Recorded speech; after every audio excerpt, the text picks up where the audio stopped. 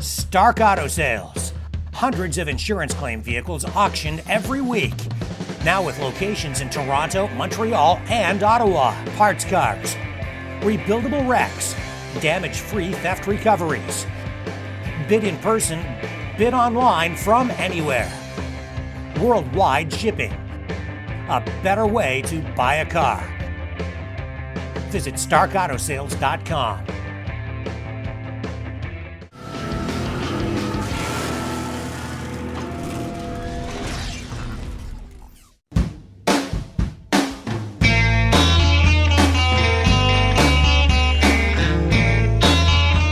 I am with Larry Gibson, Avanti owner, but this thing is customized to the max. I mean, at first glance, it's an Avanti, but then you look under the hood and you go, wait a minute, and then you look at the body and you see some pretty big modifications.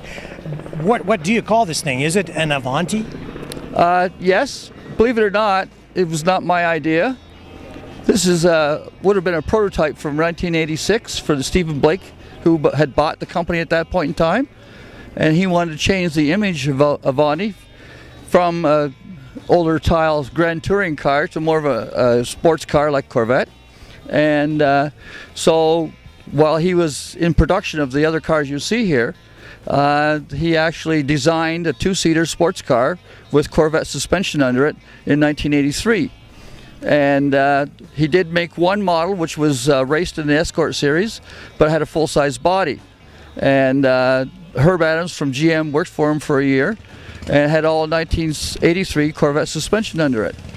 So he also designed a convertible and the two-door two-passenger coupe. So that I'm not confused, so you took that same idea and built this car using that same design and concept? Right. I used his concept because what happened was, while the convertible and the four doors got built, he unfortunately went bankrupt before he got a chance to build a two-door, two-passenger concept car. I see. So it was a unique idea, so I picked up on it. Well, the Avanti was always a very sporty car anyway, in my view. It certainly was ahead of its time. It did. It had a number of safety features, padded dash, disc brakes before anybody, has a built-in roll bar. All these cars you see here have built-in roll bars, and they did have a lot of features. And they were, in fact, still roomy. They had four-passenger for adults, not just kids in the back seat. So the Avanti, I think if you ask young people today, they probably would go, what's an Avanti? Yeah, they wouldn't know. It's a derivative of Studebaker. Studebaker produced them in 1982-3, including the 64 model year. But Studebaker ceased production in 64. Well, actually the end of 63, beginning of 64 in South Bend. Carried on in Hamilton for 2 more years through March 66, when all Studebaker was suspended. But Avanti, part of it, has had various owners every 2 or 3 years, and carried on actually with a Firebird chassis underneath in the early 2000s, and late 2000s with a Mustang body underneath. So this car, when you originally found it, it was just an Avanti. It was a standard Avanti, and I took the concept of the backbone step-down chassis that Herb Adams designed, built that chassis to suit a C6 Corvette components. And was this a rough car when you first found it? Is that why you went this route? It was. The frame was totally rusted out. Interior was trash. I bought it quite inexpensively and sold enough parts to, make it a good project car. And so today you're at the Fleetwood Country Cruize In London, Ontario, with a bunch of other Avanti owners, and it's not common to see this many Avantis in one place at one time. Well, we liked this location here, and I talked to Mr. Plunkett early in the year and said, how many do I have to find to get a spot in your front yard? And he told me, so I said, okay, I'll work on it. So I managed to get this number of people to come today so we could get this venue.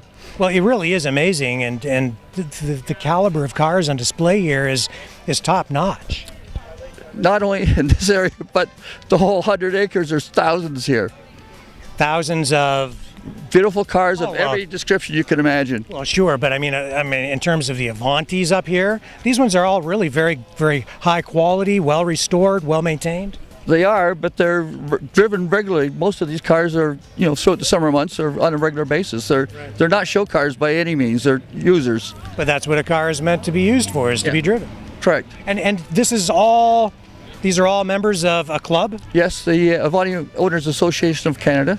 And we fortunately had 2 guests here, a member from BC and a member from Alberta today. So coming from all points in Canada to the biggest outdoor car show in the country. Yes.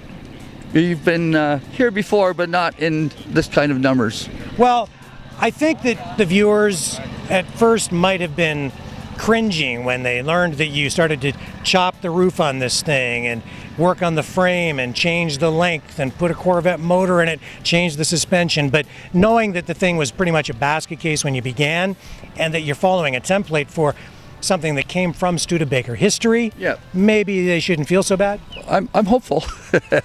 I'm pleased with how we got so far, but it's a little ways yet to go. All right, well, don't hunt him down, don't punish him, don't throw him in jail. The Studebaker police can relax. Thank you very much. All right, thanks for joining us on the show. Good. Bye now. Appreciate it.